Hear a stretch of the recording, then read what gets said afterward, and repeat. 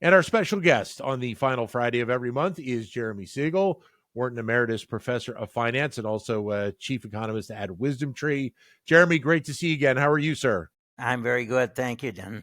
Well, as we're doing this, we are post Jackson Hole. Yes. Interesting meeting, interesting comments by the Fed chair. Let me get your general thoughts right at the top. Yeah. I mean, I thought it was a pivot. I thought it was a strong pivot. I heard words I didn't hear before, which was we can see through the tariffs. I do think tariffs are going to bring some inflation, but not much. Maybe a 1 to 2% bump, but it's one time. It's not persistent. And he seemed to acknowledge that for the first time, setting the stage, I strongly believe, for a cut in their September meeting. Now, the size of the cut is under question. I mean, at this point, 25 basis points. But if we get weak data between now and September 17th, there is a possibility of a larger cut. As you know, and I think I voiced in my last broadcast with you, that I actually think the appropriate level of Fed funds is in the low threes, which is a full percentage point below where it is now. We don't have to get there tomorrow, but that should be the goal of the Federal Reserve. But you and I have talked in the past about the reaction by the markets to whether or not it's a 25 or 50. And seemingly, if there is a 50 basis point cut, and we saw 50 basis point increase, during the time of the pandemic, that there is a harsher reaction by Wall Street when it's 50 compared to 25. Well, the thing it would be 50, I think, if we get negative payrolls and weak data. And then you're going to see a reaction to the market, and then they'd be disappointed if they didn't go 50.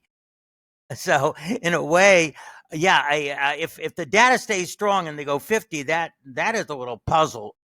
That could be troublesome. If the data is weak and they go 50, then the market will say, yeah, you are responding to the data. So, again, I think if the data are quite okay.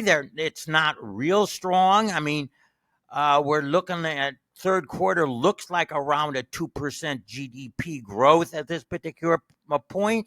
At that particular growth, I think you get a quarter. But if we have any negative payrolls, and we certainly did get a shock in payrolls, as you know, last month,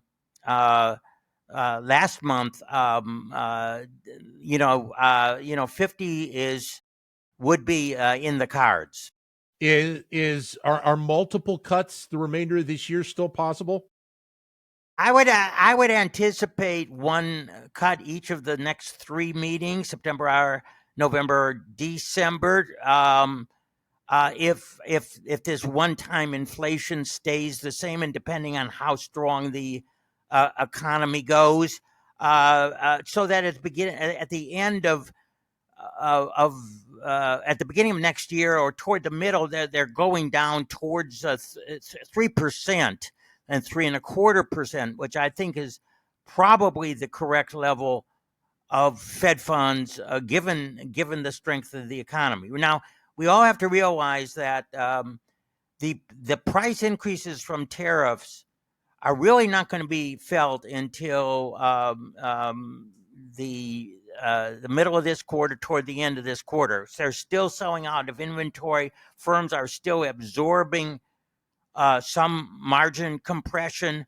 That can't continue forever. So we will see that one-time point. I think the pivot was a recognition by the Fed that if we see goods inflation go up because of the tariffs, and we don't see inflation, service inflation accelerate, which does look good because home prices are definitely on the soft side, that we could set ourselves up for cuts. Let me circle back to the labor component for a second, and you kind of alluded to it there a moment ago, that there are some concerns out there about where the labor markets are headed right now, about the ability of people to get jobs and to get back into the labor force when they are cut.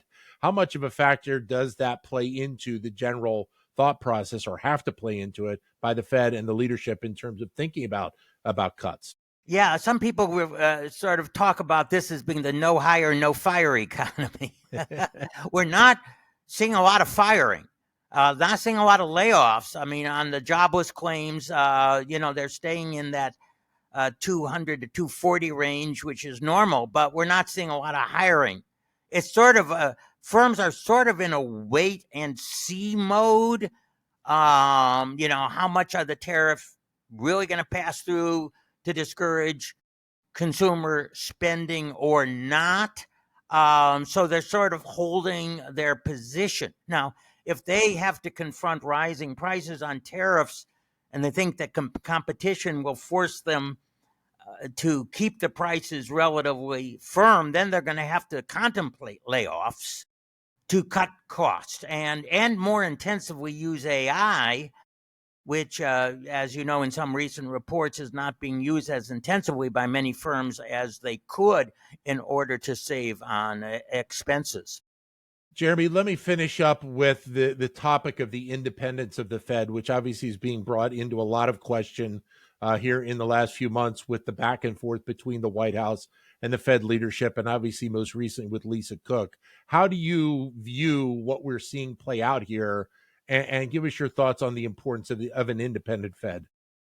Well, I teach an independent Fed is extremely important. Then again, remember, the Federal Reserve is a creature of Congress.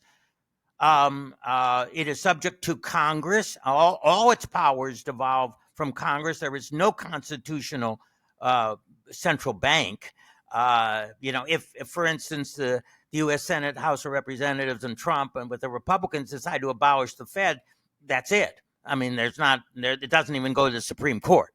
So, I mean, in a way, they are beholden to the government. There's always been pressure, as one person said. Yeah, usually, I mean, Trump just announces the pressure, but there were pressure by other presidents through the telephones and not into the public. That said, clearly, independent central banks have been shown to have lower inflation than those central banks that are not totally independent. But remember, again, with no constitutional guarantee, there is no real independence of that central bank. And let me also mention, now there's a question of firing people. The people we don't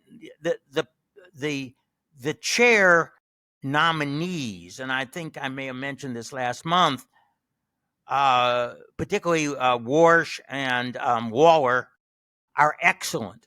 I mean, these are not just sycophantic followers of Trump. Now, they may want to lower interest rates. Well, I want to lower interest rates, and I'm not a Trumpian. So, I mean, but they are also excellent economists. So, in that particular sense, I think that the Feds will be managed. Anyways, it appears now there doesn't seem to be an imminent announcement. I think if Powell does not go in September, however, then I think you're going to get an announcement and a very, very high pressure, and that's the data definitely supports his move. Jeremy, always great to talk with you. We will reach out and talk again next month. Thank you, sir. Thank you very much, Don. You got it. Jeremy Siegel, Wharton Emeritus Professor of Finance and Chief Economist at WisdomTree.